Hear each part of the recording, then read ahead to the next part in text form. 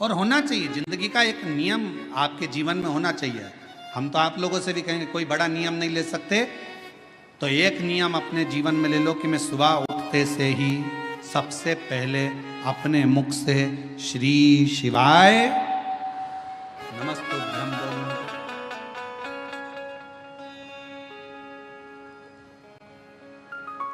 एक नियम धारण करो,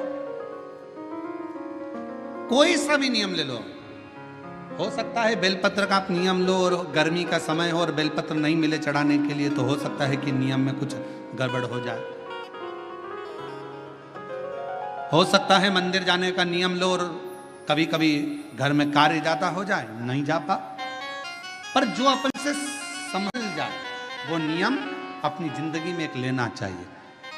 एक नियम अपनी जिंदगी में लो कि मैं ये नियम ले रही हूं कि मैं अपने जीवन में प्रतिदिन अगर सुबह ना ले पाई तो दिन में ना ले पाई तो शाम को ना ले पाई तो रात में एक बार मुख से श्री शिवाय नमस्तुभ्यं जरूर कहो।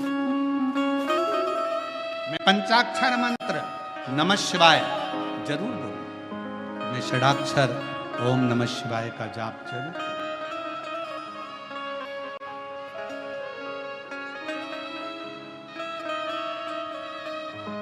अपने भीतर उस नियम को ढालो।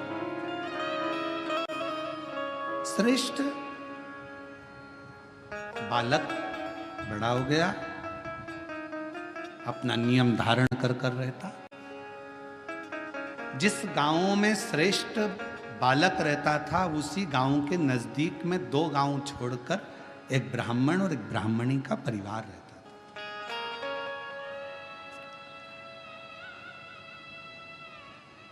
महाराज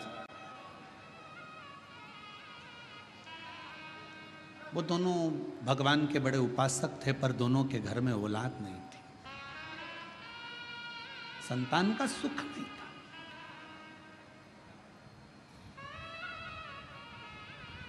कई माताएं ऐसी बैठी हैं, कई पुरुष ऐसे बैठे हैं कि जो भगवान के मंदिर जाते हैं तो भी मन में आता है कि भगवान हमारी क्यों नहीं सुन रहा। क्या सारा दुख हमारी ही किस्मत में लिख दिया? क्या सारी तकलीफ हमको ही लिख दी? नहीं।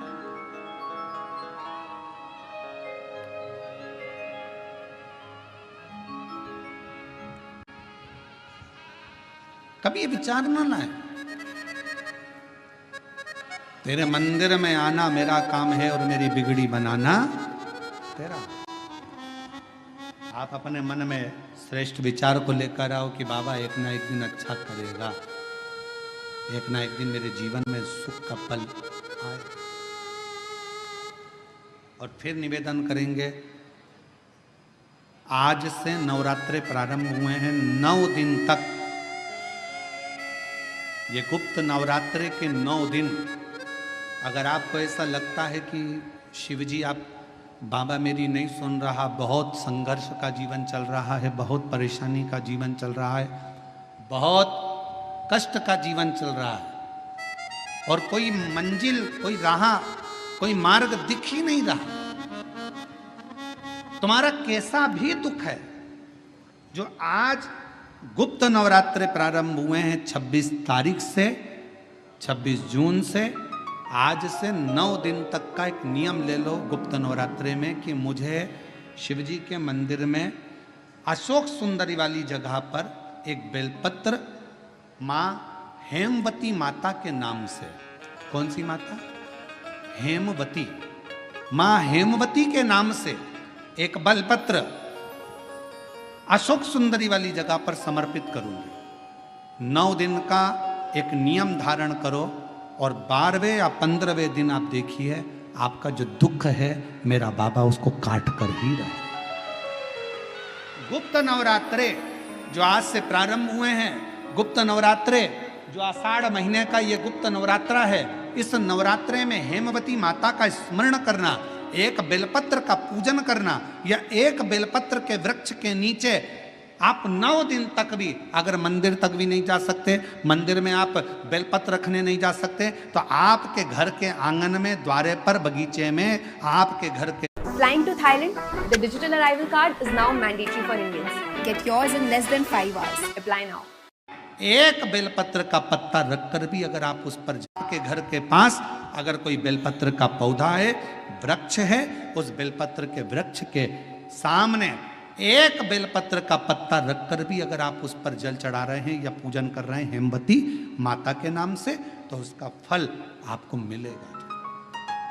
और मान लो बेलपत्र का वृक्ष भी नहीं है, हम मंदिर भी नहीं जा सकते, हम कहीं नहीं जा सकते, घर से बाहर कैसे निकलें, पानी तेज है, जलवृष्टि हो रही है, बहुत सा पानी है, तो क्या करें?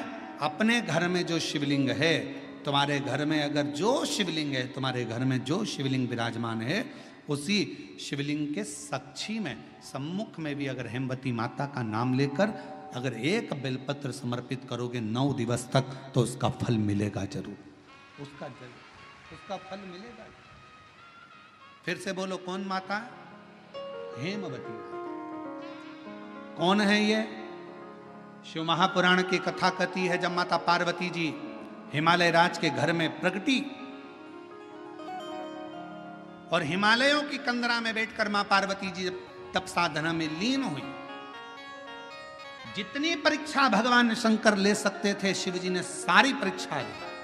ब्रह्मदेव परीक्षा लेने आए, भगवान नारायण परीक्षा लेने आए, इंद्रदेव आए, सप्तऋषि आए, सारे साधु संतों को परीक्षा लेने भेजा, पर मां उन परीक्षाओं में पास होती चली गई।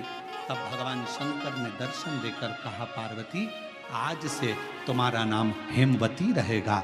सुनो पार्वती, तुम्हारे इस नाम की आराधना जो तुम्हारे गुप्त स्वरूप में करेगा, उसको मनवांछित फल की प्राप्ति हो जाएगी। और वो फल, आज कथा अगर प्रारंभ हुई है और आप लोगों को मौका मिला है, तो इस कथा का स्मरण अपने जीवन में जरूर करें।